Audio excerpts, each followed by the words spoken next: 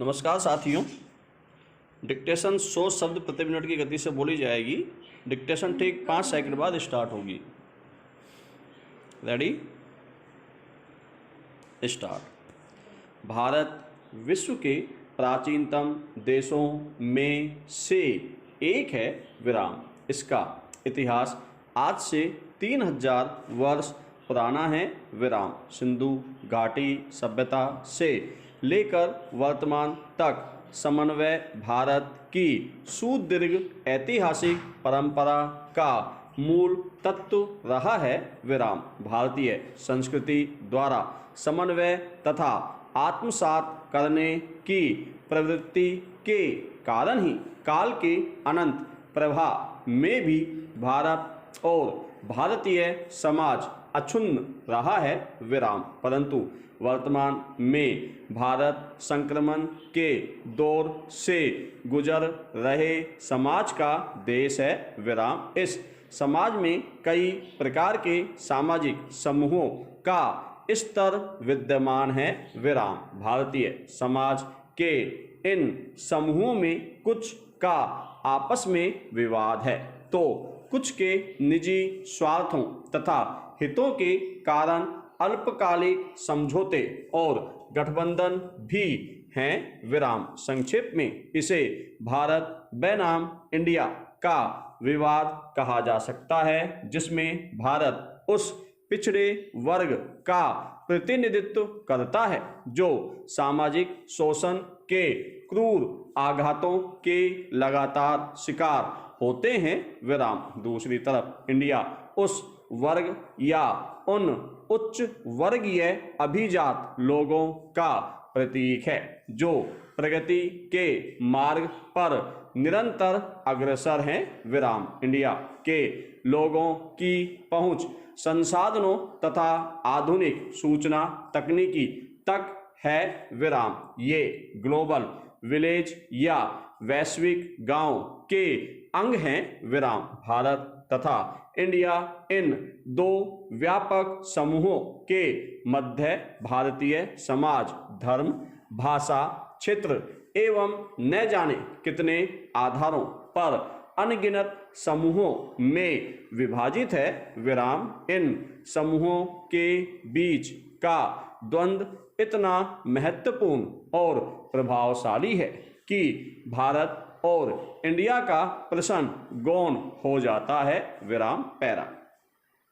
British सरकार की फूट डालो और राज करो की सोच ने भारत को मुख्यतः हिंदू मुस्लिम वर्ग में विभाजित कर दिया, विराम। इस विचार से सत्ता पक्ष को अत्यधिक लाभ मिला, विराम। ब्रिटिश सरकार से ये सोच भारत के नेताओं ने सीखी और आधुनिक भारत में अलगाववादी सोच का आरंभ जिन्ना के साथ हुआ, विराम। जिन्ना ने भांप लिया था कि यदि सत्ता अपने हाथ में लेनी है तो एक वर्ग के मुखिया के रूप में उभरना होगा, विराम। और ये सोच समय की कसौटी पर खरी भी उतरी। जिन्ना को सत्ता प्राप्त हुई, विराम। पैरा।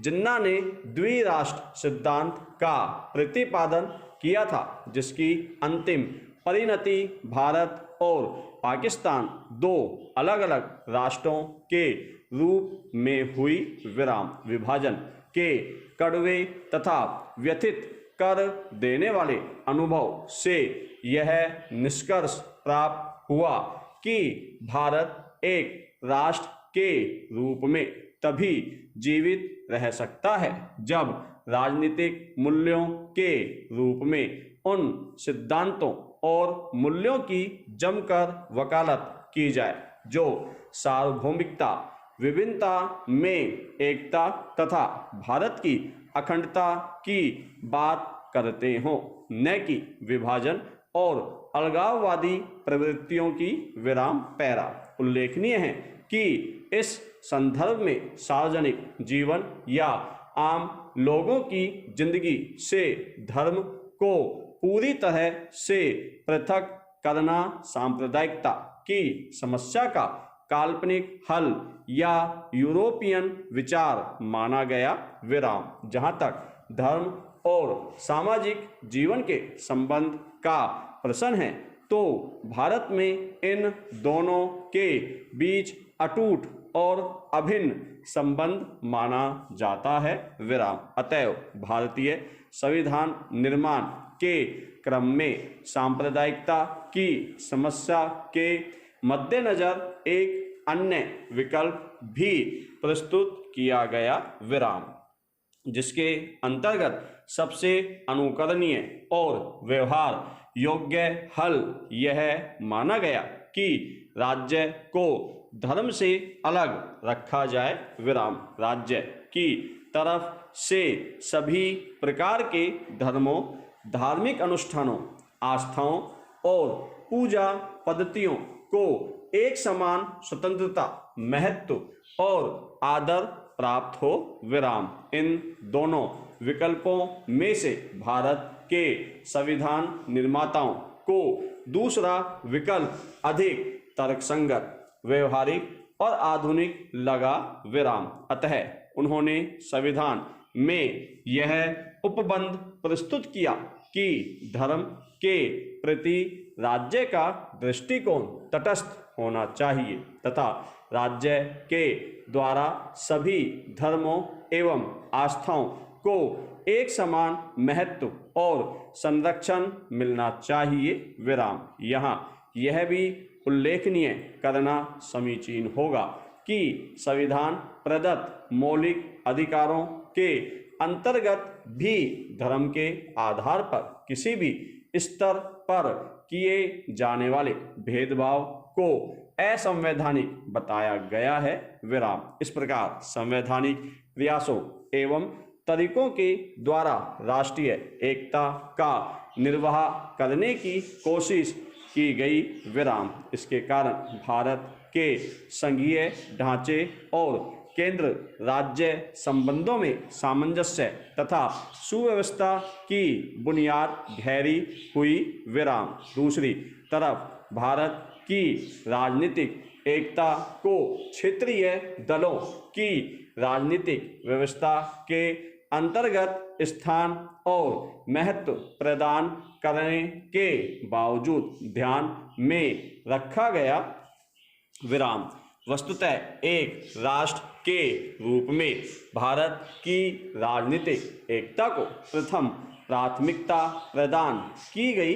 विराम। अतः इस प्रकार से संतुलन बनाने का प्रयास किया गया कि क्षेत्रीय दल अपने क्षेत्र तथा धर्म के प्रति निष्ठावान रहते हुए राष्ट्र के प्रति भी उतने ही समर्पित और निष्ठावान बने रहे। विराम। सामाजिक एकता को सुनिश्चित एवं प्रोत्साहित करने के लिए सांस्कृतिक विविधता की विचारधारा को भी काफी महत्वपूर्ण स्थान प्रदान किया गया। विराम। पैरा। सांप्रदायिकता भारतीय समाज में कई स्तरों पर क्रियाशील है। विराम। इसके प्रभाव क्षेत्र के अंतर्गत व्यक्तिगत संबंधों से लेकर स्थानीय, संस्थात्मक और राष्ट्रीय राजनीति तक को रखा जाता है। विराम। यह भी तथ्य ध्यान देने योग्य है कि सांप्रदायिकता राजनीतिक हितों का निर्धारण राष्ट्रीय स्तर पर कराने का एक शक्तिशाली साधन है। विराम। जबकि सांप्रदायिकता का सबसे घृणित प्रभाव दंगे हैं। विराम। वस्तुतः सांप्रदायिकता को उग्र विचारधारा की जागरूकता तथा सत्ता प्राप्ति के सीमित संसाधनों के मध्य एक महत्वपूर्ण और अत्यधिक उपयोगी हथियार के रूप में देखा जा सकता है। विराम। इस हथियार का प्रयोग प्राय राजनीतिक दल और नेता राजनीतिक रोटियां सेकने हेतु करते रहते हैं। विराम। इस क्रम में इनके द्वारा संस्कृति तथा इतिहास से चुने हुए तथ्यों तथा किसी विशेष युग से संबद्ध प्रतीकों का प्रयोग एक तरह से संघवाद या पक्षपातवाद को राष्ट्रवाद के रूप में मान्यता दिलाने का ही सांप्रदायिक प्रयास है। विराम। धन्यवाद साथियों।